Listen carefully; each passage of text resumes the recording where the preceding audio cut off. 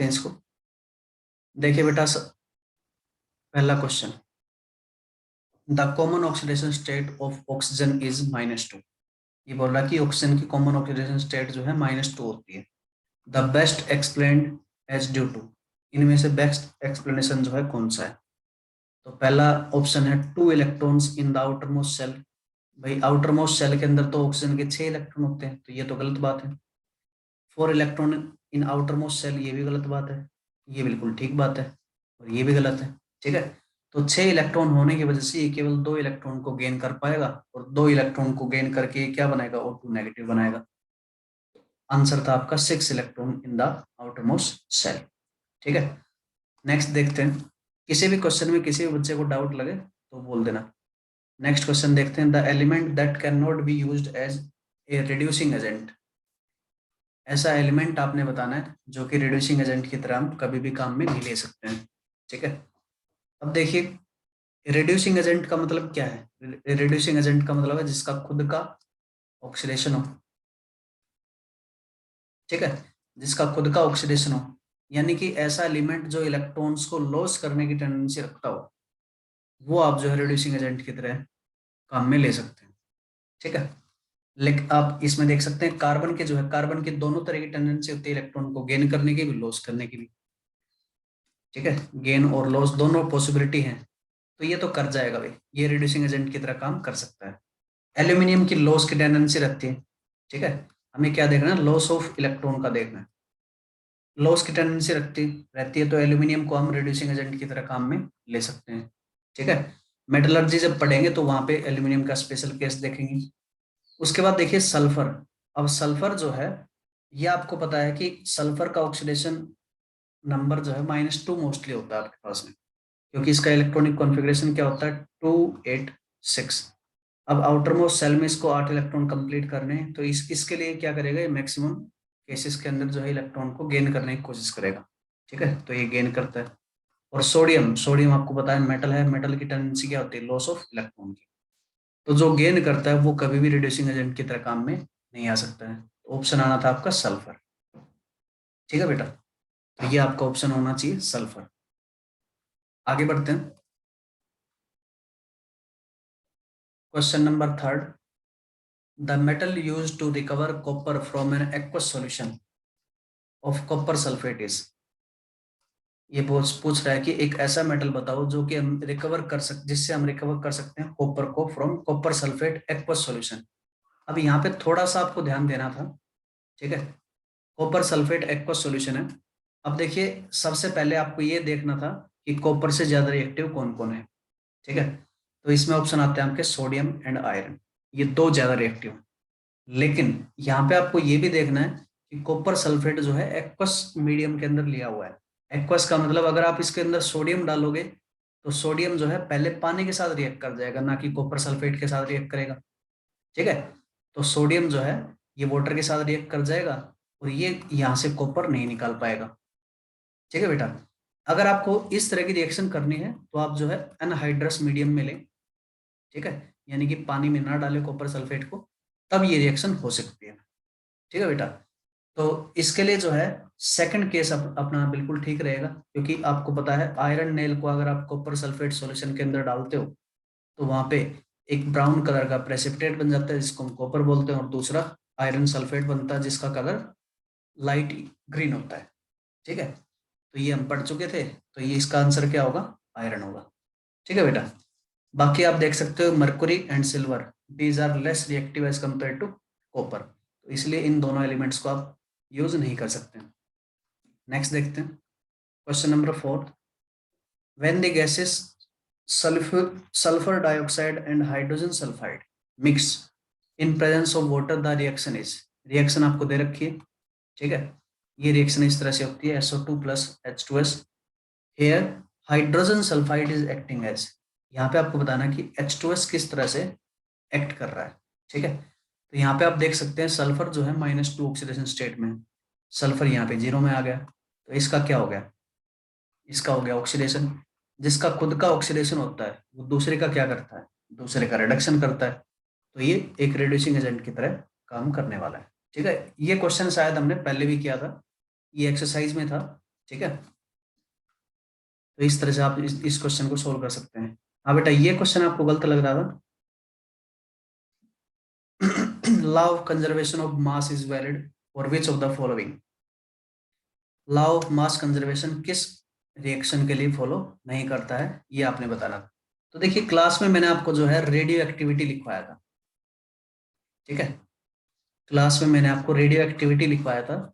यहाँ पे mass conservation principal को फॉलो नहीं करती ही इस तरह की रिएक्शंस, इनको हम न्यूक्लियर रिएक्शन बोलते हैं बेटा। ठीक है, ये एक दूसरा नाम था इसका, ये शायद मैं लिखवाना भूल गया था आपको। चलो कोई बात नहीं, आपको जो है यहाँ पे एक नई बात पता लग जाती है। तो न्यूक्लियर रिएक्शन के अंदर जो है ये आपका फॉलो नहीं करता है। तो law mass is valid for which of the following, ये पूछ रहा है कि वैलिड किस किस में। तो ये वैलिड है सबसे पहला ए, ऑक्सीडेशन में। ऑक्सीडेशन में वैलिड होता है, बिल्कुल ठीक है। एंडोथर्मिक रिएक्शन में, एंडोथर्मिक रिएक्शन में भी वैलिड होता है। और बी में वैलिड नहीं होता है। तो इसका आंसर आना था ए और सी। ए और सी किस में है, इसमें है। ए इसका आंसर होना था। ठीक है बेटा, तो ये क्वेश्चन था, इसको इस तरह से आप अटेम्प्ट कर सकते थे, ये लिख लेना आप। ठीक है, शायद मैंने आपको न्यूक्लियर रिएक्शन के बारे में नहीं लिखवाया था। न्यूक्लियर रिएक्शन को ही हम पढ़ते हैं रेडियो एक्टिविटी के अंदर। ठीक है सर, यही ऑप्शन टिक लगाया था पर गलत था वो। अच्छा, वैसे ऑप्शन गलत आ गया था। Yes sir. Yes sir. ठीक है बेटा, मैं चेक करता हूँ उसको। ठीक है, हो सकता है मेरे से रह गया कुछ मिस्टेक। आगे बढ़ते हैं। कोरोजन क्या होता है? तो इसमें देखिए, सबसे पहले ऑटो ऑक्सीडेशन प्रोसेस होता है, तो ये बिल्कुल ठीक है। ऑटो ऑक्सीडेशन का मतलब होता है बिना हीटिंग के जो ऑक्सीडेशन हो जाए उसको हम बोलते हैं ऑटो ऑक्सीडेशन। तो कोरोजन तो सबसे पहली बात ऑक्सीडेशन होता है, ये आयरन का, ठीक बात है। और अपने आप भी होता है, तो इसको ऑटो ऑक्सीडेशन बोलते हैं, बिल्कुल ठीक बात है। और उसके साथ साथ इसको रेडॉक्स रिएक्शन भी बोल सकते हैं, क्योंकि आयरन का ऑक्सीडेशन हो रहा है तो ऑक्सीजन का क्या हो रहा है, रिडक्शन हो रहा है। ये बात बिल्कुल ठीक है। और इसको हम जो है कोरोजन की डेफिनेशन में लिखते हैं, eating of metals by the action of atmospheric gases and water vapour. Atmospheric gases और वाटर वेपर के साथ जो रिएक्शन करके मेटल को खा जाते हैं उसको हम क्या बोलते हैं, कोरोजन बोलते हैं। तो इसमें all of the above is answer. ठीक है, नेक्स्ट क्वेश्चन देखते हैं। नेक्स्ट क्वेश्चन था आपका, the reaction in which two compounds exchange their ions to form two new compounds is called. तो इस तरह की रिएक्शन को क्या बोलते हैं? तो देखिए, इसको हम पार्टनर एक्सचेंज रिएक्शन बोलते हैं। ठीक है, पार्टनर एक्सचेंज रिएक्शन का एक दूसरा नाम भी मैंने आपको बताया था, मेटाथीसिस रिएक्शन। तो ये डायरेक्टली पूछा हुआ है एनटीएससी के अंदर। ठीक है, इस नाम को आपने याद रखना है। ठीक है बेटा, आगे बढ़ते हैं। इन द रिएक्शन क्लोरीन में बी रिगार्डेड एज, इस रिएक्शन के अंदर क्लोरीन को हम क्या बोल सकते हैं? तो यहाँ पे देखिए, क्लोरीन के साथ में क्या हो रहा है वो देख लो। क्लोरीन जो है यहाँ से 0 में -1 में जा रहा है, इसका खुद का क्या हो रहा है, रिडक्शन हो रहा है। तो ये दूसरे का क्या करवाएगा, ऑक्सीडेशन करवाएगा, इसको हम बोलेंगे ऑक्सीडेंट। ठीक है, ये इसका आंसर होना चाहिए।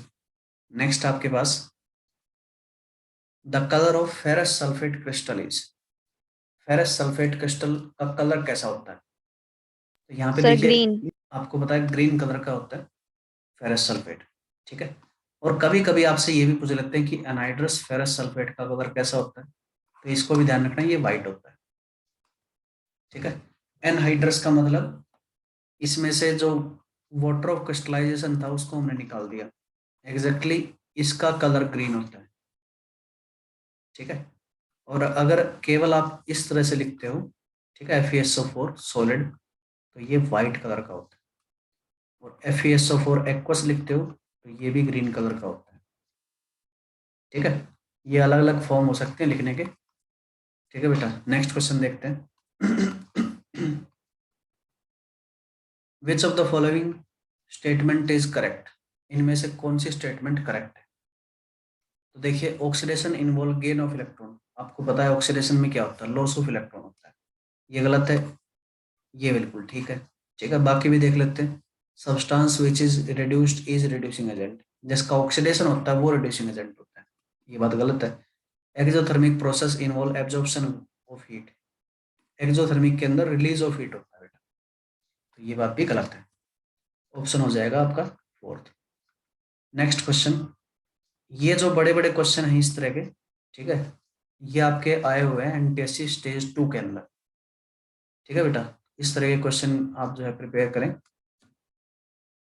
The reaction between carbon and oxygen can be represented as, carbon और ऑक्सीजन के बीच में इस तरह की रिएक्शन आप जो है रिप्रेजेंट कर सकते हैं।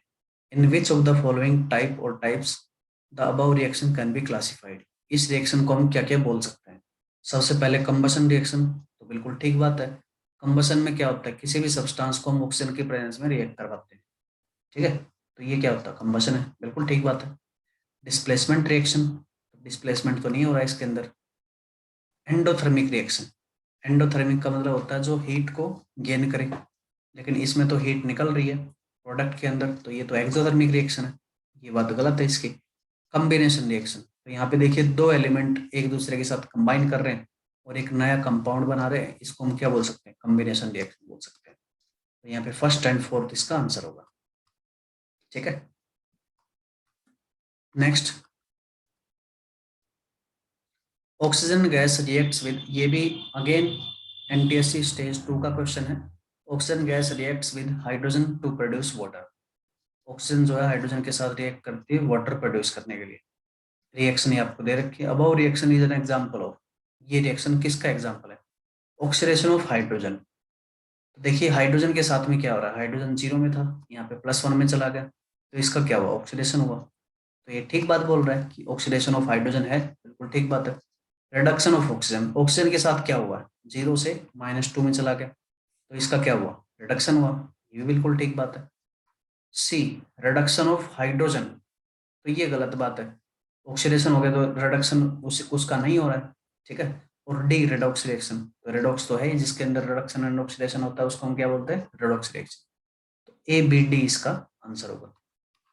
ठीक है, ये सारी की सारी बातें हम पढ़ चुके हैं पहले, है ना, वही बातें रिपीट हो रही हैं और ऐसे ही बातें आपसे पूछी जाएंगी, ये ध्यान रखना है। और साथ के साथ मैं आपको एक बात और बताना चाहूंगा कि देखिए एनटीएससी में लगभग आपके 12 से 13 क्वेश्चन आते हैं केमिस्ट्री के। ठीक है, उन 12 से 13 क्वेश्चन में लगभग ये मान के चलो कि 50 to 60% आपका 10th का सिलेबस आता है, और बाकी जो बच गया यानी कि 40 to 50% ये आपका जो है सिलेबस आता है 9th का। तो 9th का सिलेबस भी आप जो है थोड़ा थोड़ा कवर करना शुरू कर दें, और बीच बीच में एक आध एक्स्ट्रा क्लास भी ले लेंगे। ठीक है, जल्दी जल्दी कवर करने के लिए, तो दोनों की वेटेज है, इसलिए 9th क्लास के सिलेबस पे भी हमें ध्यान देना पड़ेगा। ठीक है बेटा, ज़्यादा हार्ड नहीं है, लेकिन हाँ एक बार पढ़ना तो जरूर पड़ेगा ही। अब देखते हैं 14th क्वेश्चन, ये 13th question, the reaction that differ from the rest of the reaction given is, ऐसे रिएक्शन बतानी है आपने जो और रिएक्शन से अलग है। ठीक है, formation of calcium oxide from limestone, तो ये आप कर सकते हैं बड़े आराम से, कोई दिक्कत नहीं है। ठीक है, बड़े आराम से ये रिएक्शन हो सकती है। Formation of aluminium from aluminium oxide, अब एल्यूमिनियम ऑक्साइड से डायरेक्टली एल्यूमिनियम बना रहा है। ठीक है, तो ये थोड़ा सा मतलब आप बोल सकते हो कि ऐसे रिएक्शन डायरेक्टली पॉसिबल नहीं है। ठीक है, आप चाहो कि एल्यूमिनियम ऑक्साइड को हीट करो और एल्यूमिनियम ऑक्साइड जो है एल्यूमिनियम और ऑक्सीजन के अंदर कन्वर्ट हो जाए, ऐसा बहुत कम चांस है। और आपको पता होना चाहिए एल्यूमिनियम ऑक्साइड जो है रिफ्रैक्टोरी मटेरियल होता है। रिफ्रैक्टोरी, रिफ्रैक्टोरी का मतलब हीट रेजिस्टेंट, आप इसको हीट करते जाओगे मेल्ट नहीं करता। ठीक है, बहुत ज्यादा मेल्टिंग पॉइंट होता है इसका। ठीक है बेटा, तो रिफ्रैक्टोरी मटेरियल है, इसको सिंपली हीट करने से आपका काम नहीं चलने वाला है, तो ये थोड़ा सा जो है कम पॉसिबल रिएक्शन है।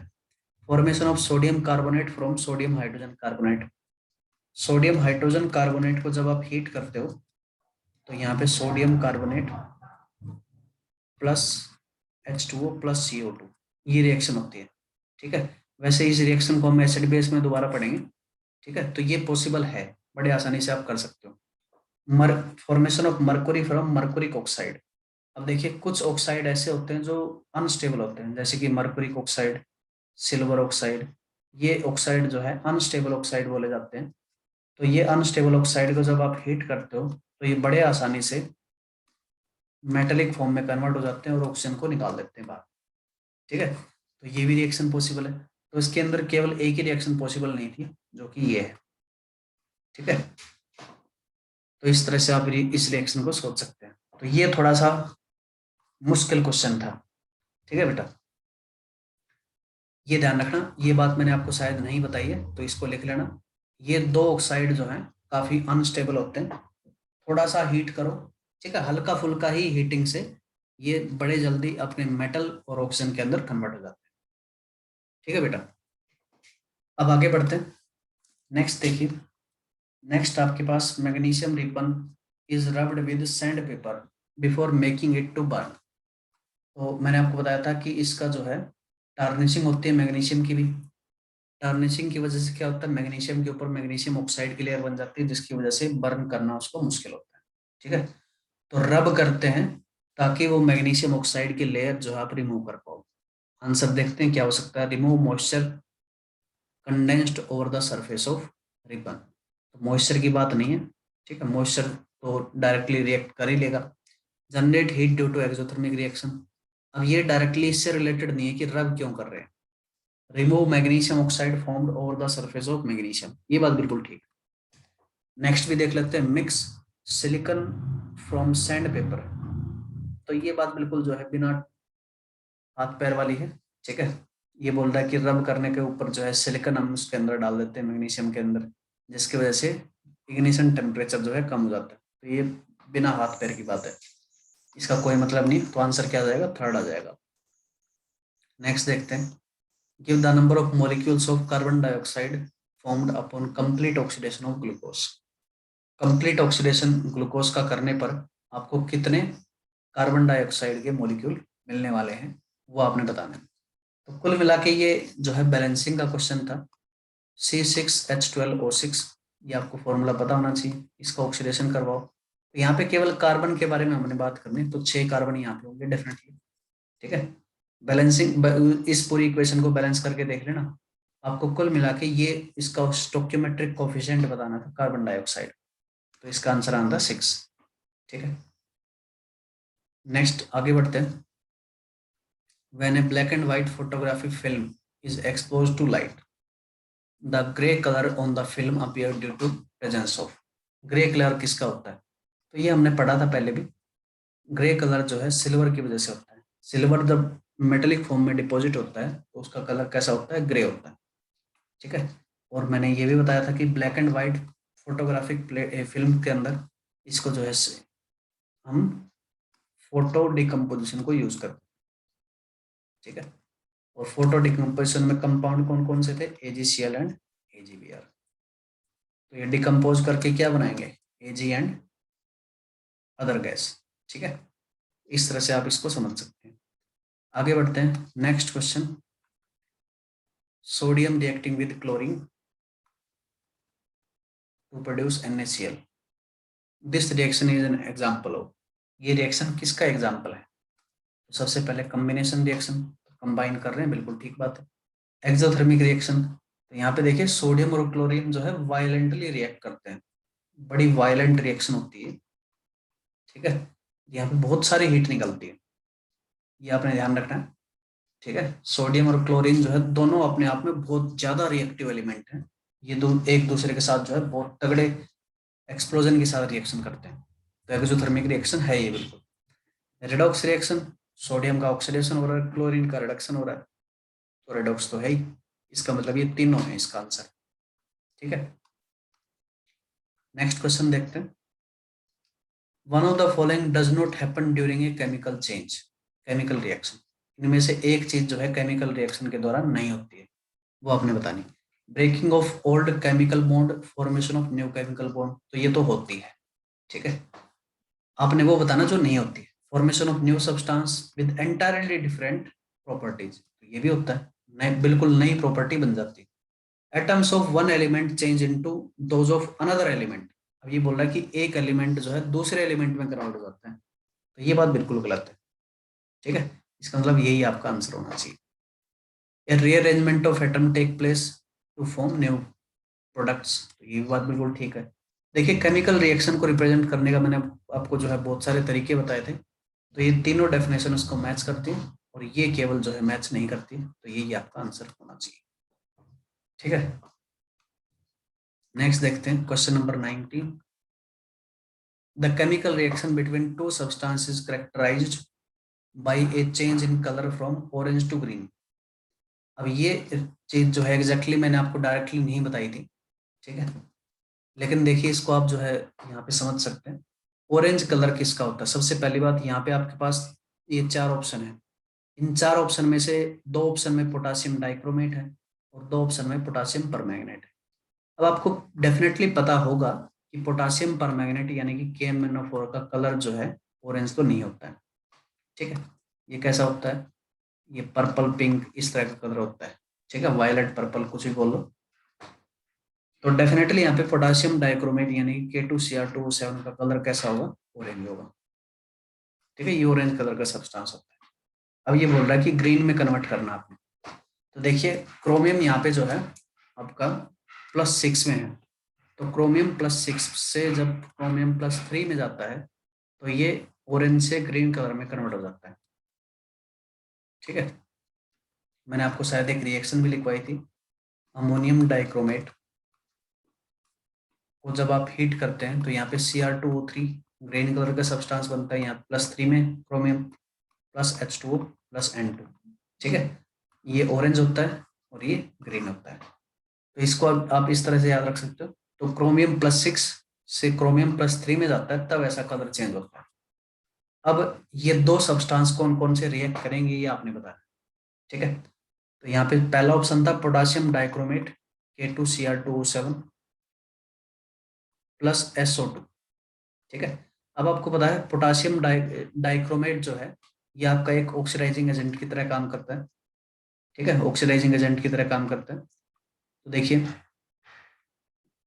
इसको डेफिनेटली रिड्यूसिंग एजेंट की तरह काम करना होगा, तो +4 से अगर ये +6 में जाता है तो ठीक है, वरना ये रिएक्शन नहीं होगी। तो आपको पता है +4 से +6 में जाता है।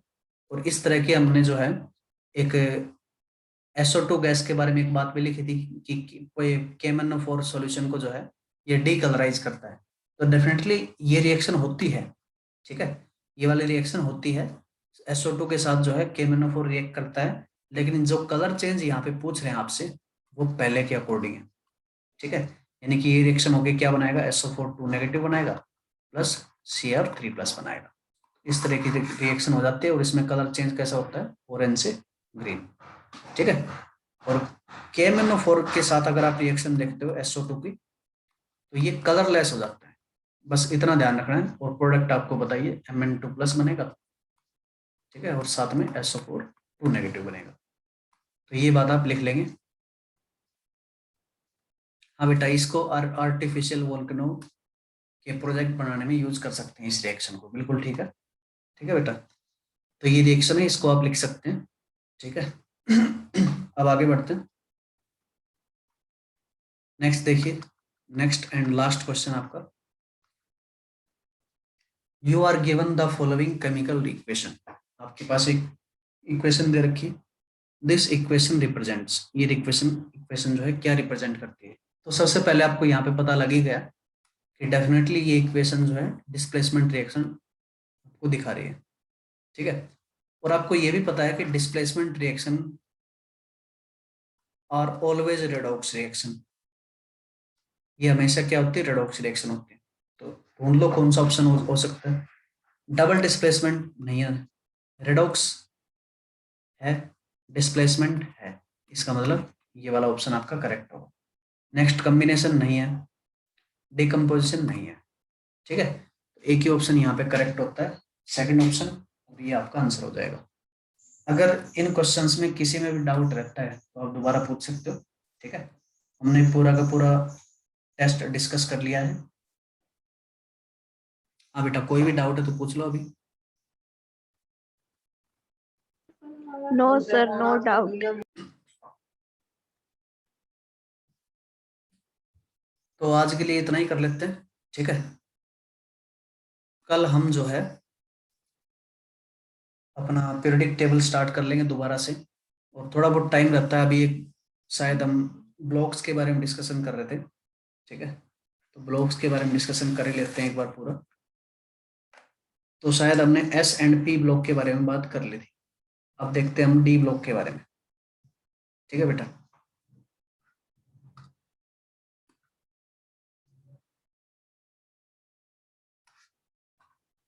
D block elements, D block element जो है आपने याद भी कर लिए सारे के सारे, ठीक है। तो सबसे पहले उनकी प्रॉपर्टीज हम लिखते हैं, ठीक है बेटा। तो डी ब्लॉक में खास बातें क्या थी?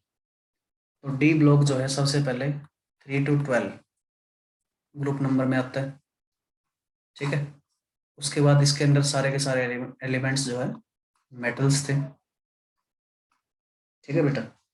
इनका general electronic configuration n-1 d 1 to 10 और ns 0 से 2, ठीक है। ये इसका जनरल इलेक्ट्रॉनिक कॉन्फ़िगरेशन होता है डी ब्लॉक एलिमेंट, ठीक है बेटा। और बीच में आपको ये मिलते हैं। नेक्स्ट था F block element. F block element के लिए आपको पता है 2 लाइन अलग से बनती, ठीक है। 2 लाइन अलग से बनती, एक को हम बोलते हैं 4F सीरीज और एक को हम बोलते हैं 5F सीरीज, ठीक है। इनके दूसरे नाम भी हैं, इनको हम बोलते हैं लेंथेनॉइड्स और इनको हम बोलते हैं एक्टिनॉइड्स, ठीक है बेटा। ये एलिमेंट है आपके पास और ये सारे के सारे मेटल्स होते हैं, ये भी आपको पता है, ठीक है। इनका जनरल इलेक्ट्रॉनिक कॉन्फ़िगरेशन हमने लिखवाया था n-2 f 1 to 14 n-1 d 0 से 1, ठीक है, और ns 2, ये इनका जनरल इलेक्ट्रॉनिक कॉन्फ़िगरेशन होता है, ठीक है बेटा। ये है ब्लॉक केमिस्ट्री के बारे में।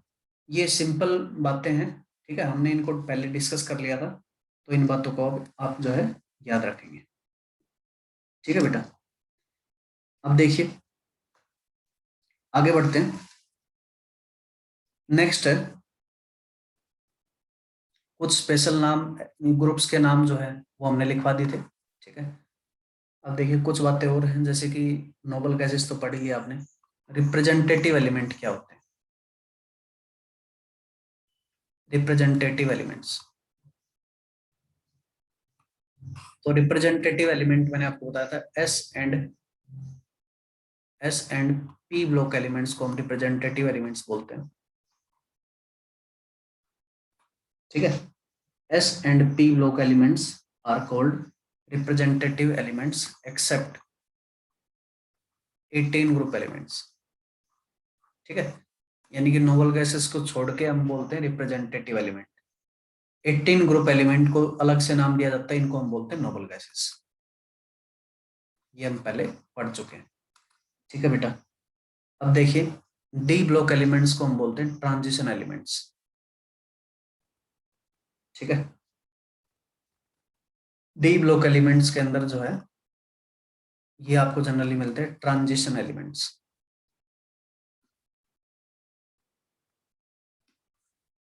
इनमें भी एक्सेप्शन है। ग्रुप नंबर आपका जो 12 है उसको हम ट्रांजिशन एलिमेंट नहीं बोलते हैं,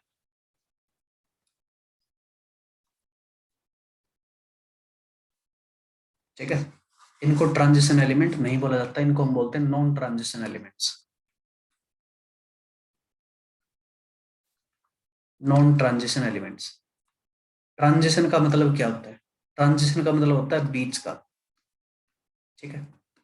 बीच का क्या है?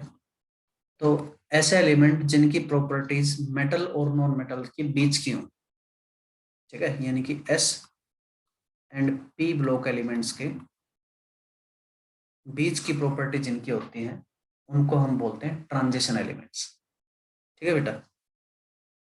तो इनको हम क्या बोलेंगे? ट्रांजिशन एलिमेंट बोलेंगे। ये प्रॉपर्टी है क्या?